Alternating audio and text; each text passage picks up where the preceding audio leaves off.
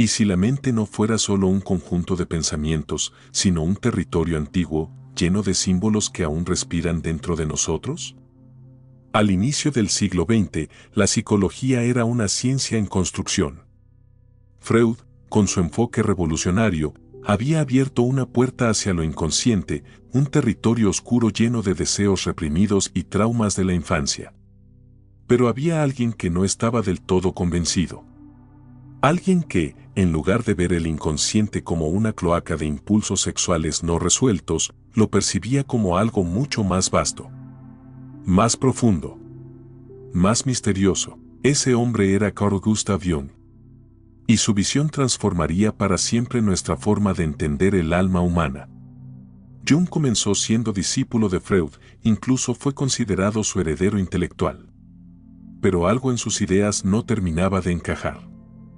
Jung sentía que la teoría freudiana era limitada, reduccionista, como si intentara explicar una sinfonía compleja utilizando apenas una nota. Para él, la psique no era un campo de batalla entre el placer y la represión. Era un universo. Un mito viviente. Su ruptura con Freud no fue simplemente una diferencia teórica. Fue una fractura existencial. Una grieta que se abría no solo entre dos hombres, sino en la propia historia del pensamiento occidental.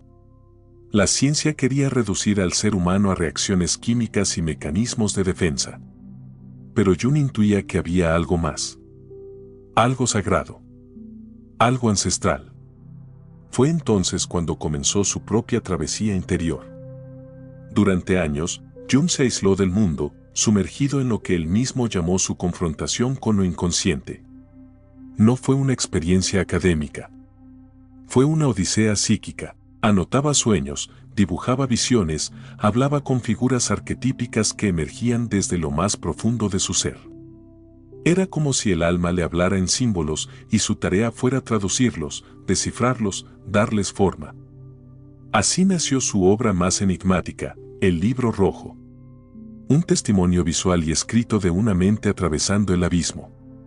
Un documento que no buscaba respuestas externas, sino un reencuentro con lo más olvidado del alma, lo simbólico, lo sagrado, lo inconsciente. Pero esta búsqueda no era solo suya. Jung sabía que todos, en algún momento de la vida, enfrentamos esa grieta interior, esa sensación de vacío, de desconexión, de no saber quiénes somos realmente. Y por eso, su legado no fue una teoría, fue un mapa. Un mapa hacia lo que él llamó el proceso de individuación, el camino hacia uno mismo. No hacia la perfección, sino hacia la totalidad. Una totalidad que no se logra evitando el dolor, sino atravesándolo. Una totalidad que comienza cuando dejamos de correr y decidimos mirar hacia adentro. A veces, lo que más tememos no es lo desconocido, sino lo que conocemos demasiado bien y fingimos haber olvidado. Carl Jung no tardó en darse cuenta de que dentro de cada ser humano habita una figura que evitamos mirar. Una figura oscura, contradictoria, salvaje. Él la llamó la sombra. No porque fuera necesariamente mala, sino porque es todo aquello que permanece fuera de la luz de nuestra conciencia. La sombra es lo que reprimimos para encajar. Lo que escondemos para ser aceptados. Es esa parte de ti que desea gritar cuando sonríes, que siente envidia mientras aplaude, que guarda resentimientos detrás de gestos educados. Es el deseo de poder en el alma del sumiso, el odio en el corazón del que predica amor, la rabia en el rostro del pacífico. Y cuanto más intentamos suprimirla, más fuerza gana. Jung entendió que negar la sombra no la elimina. Al contrario, la hace más peligrosa. Lo que no enfrentamos dentro, lo proyectamos fuera. Juzgamos a otros por los defectos que no toleramos en nosotros. Perseguimos en el mundo lo que no queremos ver en el espejo. Y así, terminamos atrapados en una guerra silenciosa, no contra el otro, sino contra nosotros mismos. Pero, ¿y si en vez de huir de la sombra, intentáramos dialogar con ella? Jung propuso una idea radical: integrar la sombra, no eliminarla. Porque en ella no solo habitan nuestros efectos, sino también nuestro potencial reprimido. Nuestra creatividad, nuestra fuerza, nuestra autenticidad. Aquello que el mundo no permitió que floreciera, por miedo a que fuéramos demasiado intensos, demasiado emocionales, demasiado verdaderos. Aceptar la sombra no significa actuar desde la oscuridad, sino reconocer que está ahí, y no dejar que nos controle desde las sombras. Es como hacer las paces con un animal salvaje que ha sido encerrado durante años. Primero ruge. Luego tiembla. Y, finalmente, susurra. Cuando la sombra habla, revela verdades que preferimos ignorar. Nos muestra el origen de nuestros traumas, la raíz de nuestras reacciones impulsivas, la fuente de nuestra tristeza crónica, pero también nos entrega una puerta. Una puerta hacia una versión más auténtica de quienes somos. Jung decía que nadie se ilumina imaginando figuras de luz, sino haciendo consciente la oscuridad. Solo al mirar lo que evitamos podemos empezar a transformarlo. Y aquí surge una pregunta inquietante: ¿qué parte de ti estás evitando ver? Porque en el silencio de la noche, cuando no hay máscaras, cuando nadie observa, cuando la mente ya no puede fingir, esa parte olvidada de ti susurra. Y su voz es tuya. Aceptar la sombra es el primer paso en el camino hacia la individuación. No es cómodo. No es rápido. Pero es real. Y como Jung entendió en su propio viaje, lo que más temes mirar suele ser la llave de tu liberación. ¿Cuántas veces has fingido ser alguien que no eres? ¿Solo para sentirte querido? Desde que somos niños, aprendemos que algunas partes de nosotros son bienvenidas y otras no. Cuando mostramos tristeza, nos dicen que no lloremos. Cuando expresamos rabia, nos llaman problemáticos. Poco a poco, entendemos que, para sobrevivir, debemos ocultar partes de nuestro ser. Así nace la máscara. Jung la llamó la persona, el rostro social que adoptamos para funcionar en el mundo. No es falsa por completo. Pero tampoco es totalmente verdadera. Es una versión editada de nosotros mismos, moldeada para cumplir expectativas, evitar conflictos y ser aceptados. Usamos máscaras en el trabajo, en la familia, en la pareja, incluso con nosotros mismos. A veces, tantas y tan bien colocadas que ya no recordamos quién está debajo de ellas. La persona no es mala en sí. Es necesaria. Nos permite navegar las normas sociales, proteger nuestra intimidad, actuar con empatía. Pero el problema surge cuando confundimos la máscara con nuestra identidad. Cuando olvidamos que detrás de lo que mostramos, hay mucho más que no mostramos. Y lo que no mostramos, duele. Porque sabemos, aunque no lo digamos, que estamos traicionando algo esencial. Hay una tristeza particular que nace de vivir desde la máscara. No es una tristeza explosiva. Es sutil. Silenciosa. Se siente como un vacío que no se llena, como una ansiedad que no se explica, como una vida que se escapa entre gestos automáticos. La individuación, según Jung, comienza cuando cuestionamos esa máscara. Cuando nos atrevemos a preguntarnos, ¿esto que muestro, realmente soy yo? ¿O es solo lo que aprendí a ser? Darse cuenta de la persona es el inicio de un desmantelamiento. Y no es un proceso cómodo. Implica perder roles, decepcionar a otros, dejar de complacer. Pero también implica respirar más profundo. Habitar el cuerpo de forma más honesta.